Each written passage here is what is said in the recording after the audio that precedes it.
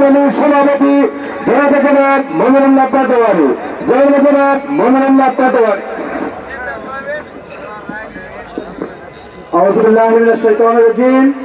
বিসমিল্লাহির রহমানির রহিম।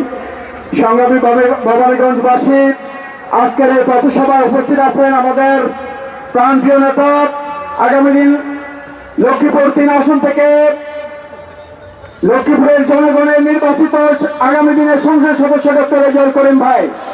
উপস্থিত আছেন বাংলাদেশ জামায়াত ইসলামী লক্ষ্মীপুর জেলা শাখার সংগ্রামী পৌর পরিষদ সদস্য জনাব শামসুল ইসলাম। উপস্থিত আছেন লক্ষ্মীপুর শহর শাখার সংগ্রামী আমির সহ আমাদের সম্মানিত নেতৃবৃন্দ। প্রিয় ভবানীগঞ্জবাসী, আপনারা ইতিমধ্যে লক্ষ্য করেছেন বাংলাদেশের খেলা কি হচ্ছে, খেলা ঘুরতেছে ইনশাআল্লাহ নাকি? আগামী দিনের প্রধানমন্ত্রী আমরা মনে করি বাংলাদেশের সকল মানুষের ভোটে নির্বাচিত হবেন ডাক্তার শফিকুর রহমান। আজকে যারা বিভিন্ন জায়গায় অস্ত্র দেখাচ্ছেন আমাদেরকে, আজকে যুবদল আমরা দেখতে পাই যে স্বেচ্ছাসেবক দলের নেতারা অস্ত্র সহ গ্রেপ্তার হচ্ছেন। এর আগে গ্রেপ্তার হয়েছেন, অস্ত্রের কারখানা বের করেছেন। জনগণের সামনে অনেক অস্ত্র দিয়ে থেকে দেখতে পাচ্ছে কিনা?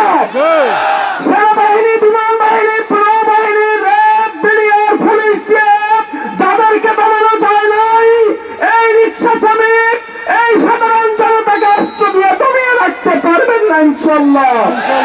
জুলাই বিপ্লব সেটি আমাদেরকে শিখিয়ে দিয়ে গেছে ইনশাআল্লাহ। আজকে আবু সাঈদ বুকের রক্ত দিয়ে প্রমাণ করে গেছে একজন সাধারণ ছাত্র বুলেটের সামনে কিভাবে দাঁড়িয়ে সত্যকে প্রতিষ্ঠিত করতে হয়।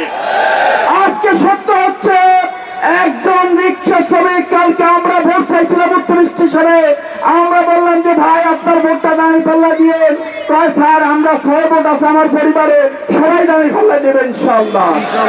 আমরা নির্মাণ শ্রমিকদের কাছে গেছি, তারা বললেন যে ভাই আমাদের পরিবারের সবাই দাঁড়িয়ে পাল্লায় ভোট দেওয়ার জন্য উন্মুখ হয়ে আছে। আপনারা এখানে যারা আছেন তারা কি বলে, আপনাদের পরিবার রেডি হয়েছে কিনা? যাদের